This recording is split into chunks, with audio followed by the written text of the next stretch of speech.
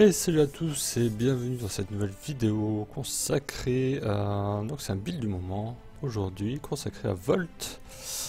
Donc nous allons voir dans cette vidéo tout simplement une description générale pour commencer.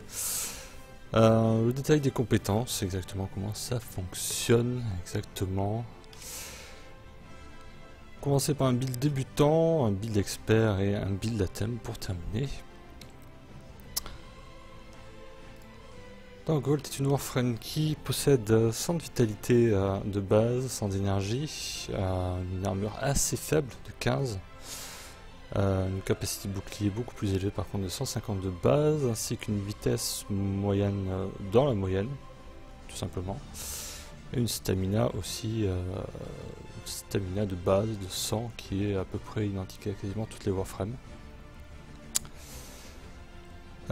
Ça arrive avec polarité entrée, enfin non, deux polarités, une entrée, une en V, et une polarité d'aura en V, qui correspond notamment à amplification de fusil et à la charge d'acier notamment. Vous pourrez avoir Volt via le dojo, donc il y a un certain nombre de recherches à acquérir avant de pouvoir y accéder, donc c'est pas quelque chose de très accessible pour les débutants en tout cas. Il existe une version Prime qui possède beaucoup plus d'énergie, qui en possède déjà 200, ce qui nous en fait 300 au niveau 30, ce qui en fait la Warframe qui possède le plus d'énergie au rang max, et une valeur d'armure qui est beaucoup plus intéressante et beaucoup plus élevée que sa version originale qui est de 100. Sinon ça reste inchangé, les polarités bougent un petit peu vu qu'il y en a une troisième polarité qui apparaît, une polarité en V. Cette fois-ci, la polarité d'aura ne change pas, se drop donc pour ce qui est du schéma en T4 capture, pour ce qui est du casque c'est de la T3 survie en rotation B, la T3 survie C pour le châssis et la T1 survie rotation C pour le système. Donc tout ça c'est à peu près un chouïa délicat, surtout pour les rotations C, sont les rotations qui sont les moins présentes. La première compétence, le choc, c'est assez simple, c'est un petit peu similaire à tout ce qui est Umber, Frost, etc. Le 1 c'est toujours en général la compétence élémentaire. Ça fait 200 de dégâts électriques, c'est 100% de chance de statut électrique bien sûr, donc on est avec le Warframe qui soit élémentarisé donc vers l'électrique. 100% de chance de statut, ça veut dire tout simplement tous les ennemis qui sont touchés sont étourdis. Il y a une portée infinie, donc peu importe si l'ennemi se situe proche ou très loin, vous aurez la possibilité d'utiliser cette compétence, chose qui est assez intéressante. À cela, on a donc une chaîne sur les ennemis qui sont situés à 15 mètres de la cible au maximum, et ça rebondit au total un maximum de 5 fois. Ça veut dire que ça ne touche pas au final qu'une seule cible, ça en touche bien au maximum 6, donc il y aura 6 cibles au maximum qui vont être touchées. C'est plutôt intéressant, on va dire, c'est en général, d'autant plus que c'est instantané, hein, il n'y a aucun temps de trajet. Hein. Cette compétence est améliorée par un mode d'augmentation qui va permettre de buffer un allié à hauteur de 100% de dégâts électriques sur une durée de 40 secondes, ce qui est assez intéressant. Ce sont les modes d'augmentation qui sont un des plus intéressants qui puissent exister. C'est affecté par la puissance et la durée, ça veut dire qu'au maximum vous pourrez prétendre à 284% de dégâts supplémentaires électriques. Et puis la durée, bon en général on met pas plus de durée que ça parce que 40 secondes c'est déjà une très bonne durée. C'est affecté donc la compétence originale par la puissance et la portée. Alors la portée ça sera utile en ce qui s'agit des 15 mètres des cibles qui se situent donc à 15 mètres de la cible originale. La puissance peut être intéressante mais peut-être un petit peu moins, les compétences ne font pas forcément énormément de dégâts, du moins au début du jeu les dégâts sont suffisants pour débuter. Compétence numéro 2 s'appelle vitesse. C'est un buff personnel et ça buff aussi vos alliés. Ça leur donne 50% de vitesse de déplacement supplémentaire, 50% de vitesse d'attaque en mêlée supplémentaire. Tout ça a une portée de 25 mètres, donc uniquement au cast, c'est-à-dire que si vos alliés sont à plus de 25 mètres de vous par la suite, ce buff là ne disparaîtra pas tout simplement. Ça a une durée de 10 secondes, c'est assez court de base. C'est applicable uniquement aux Tenno, c'est-à-dire tous vos alliés potentiels ne pourront pas bénéficier de ce genre de choses, c'est-à-dire notamment les otages à secourir ne seront absolument pas affectés par ce buff là. Il y a un mode d'augmentation sur cette compétence là qui provoque 175 de dégâts électriques, c'est-à-dire sur un rayon de 3 mètres, c'est-à-dire un rayon de 3 mètres qui vous entoure, donc soit vous-même ainsi que vos alliés s'ils sont à portée,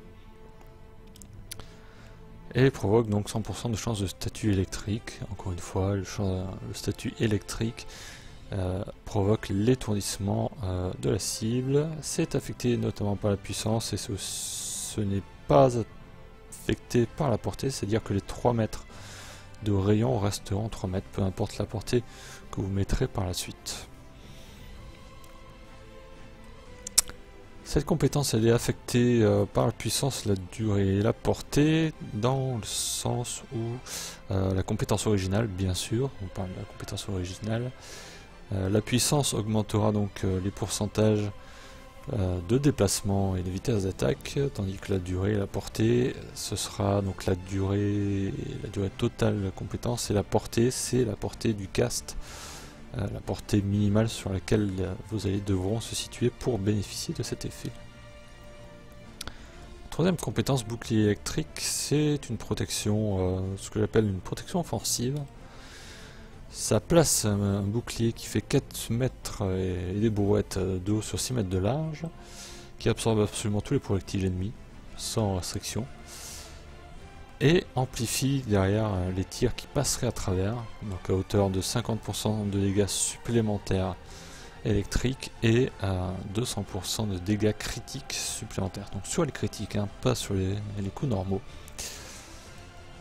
Ça a une durée de 25 secondes, ce qui est assez élevé pour une compétence. Ça a tendance aussi à réduire la dispersion de tout ce qui est fusil à pompe, d'augmenter la portée de tout ce qui est armes à rayon, genre Amprex, Icanta, etc. Ça permet de tirer à travers plusieurs dimensions, donc je pense notamment au rift de Limbo. Il est possible de toucher des ennemis qui sont en dehors du rift, simplement lors d'un passage à travers le bouclier électrique. Donc c'est une compétence qui est voulue, ça bien sûr. Le petit bémol un petit peu de cette compétence, c'est que les dégâts de zone passent à travers malgré tout. Placer plusieurs boucliers l'un après l'autre, ça permet de booster uniquement les dégâts électriques. Ça ne vous permettra pas de booster davantage les dégâts critiques. Donc si vous en placez 2, vous aurez un boost de 50% de dégâts électriques. Si vous en placez 3, 4, 5, vous placerez donc 3, 4 fois plus de dégâts électriques. C'est affecté par la durée uniquement, donc vous ne pourrez que booster la durée. La puissance n'affectera pas les pourcentages, la portée n'affectera pas du tout la dimension du bouclier.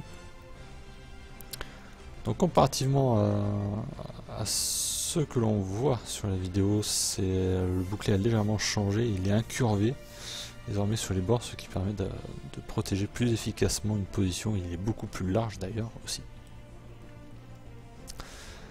La surcharge qui est la compétence ultime qui provoque 225 de dégâts avec 100% de chance de statut, alors qui dure 4 secondes au total, donc il y a 4 secondes de dégâts, qui provoque 250 de dégâts d'arc électrique sur chaque source que compose le décor, c'est-à-dire tout ce qui est électrique, lumière, etc., qui est capable de provoquer des arcs électriques tout simplement. Ça a un temps de casse assez élevé, il y a une seconde avant de commencer à caster, en plus d'avoir une vague qui met un petit peu de temps avant de se dissiper. Il y a une réduction des dégâts sur la distance, donc plus l'ennemi est loin, moins il prendra de dégâts. Tout ce qui est à portée de 20 mètres, donc tout ce qui est à 20 mètres de portée, est susceptible de provoquer donc un arc électrique. Donc de provoquer donc les 250 de dégâts d'arc électrique. Et une fois détruit, ça ne peut pas être réutilisé par donc pour provoquer des arcs supplémentaires sur un autre ulti qu'on aurait envie de faire par la suite. N'est pas affecté par la durée, donc peu importe la durée que vous mettrez, ça sera exactement tout le temps 4 secondes. N'est pas obstrué par le décor, donc peu importe si s'il y a un obstacle, des caisses ou quoi que ce soit, ça passe à travers. Et il y a une compétence d'augmentation qui permet de convertir donc 7% des dégâts en capacité de bouclier. C'est un mode d'augmentation, pas forcément le meilleur, mais il existe. Donc ça peut créer de l'overshield, bien sûr. Hein. Tout ce qui est au-dessus de la capacité maximale passe en overshield. C'est a priori, alors ça n'a pas été encore confirmé en ce moment, mais apparemment le pourcentage est affecté par la puissance. Cependant 7% c'est très dur à monter avec des modes de pourcentage. Au maximum on atteindrait à peu près les 15-20% à tout casser. Donc l'ulti est affecté donc par la puissance et la portée de façon intéressante. C'est utile de rajouter tout de même un petit peu de puissance, de rajouter de la portée, ça peut être aussi très intéressant. On va passer au build débutant. Le build débutant qui est composé d'une charge d'acier, le trio classique, vitalité, redirection et déviation rapide, une continuité, un intensifié, un flux pour les grands classiques. Il nous faut un petit peu de pool d'énergie, la continuité pour un petit peu booster le bouclier électrique et la compétence de vitesse, intensifié pour un petit peu toutes les compétences sont affectées par la puissance. Et en bonus, j'ai mis deux modes qui se trouvent assez facilement. Il s'agit du mode rush qui permet d'augmenter la vitesse de déplacement et le mode marathon qui permet d'augmenter la stamina au maximum. C'est très intéressant d'avoir le buff de vitesse un petit peu boosté par marathon et par rush, ça va vous permettre de courir beaucoup plus longtemps. Quant au build expert, le build expert est aussi composé d'une charge d'acier, d'une vitalité pour les PV de base. J'ai choisi de mettre une unité de choc qui permet d'ajouter des dégâts électriques à vos alliés.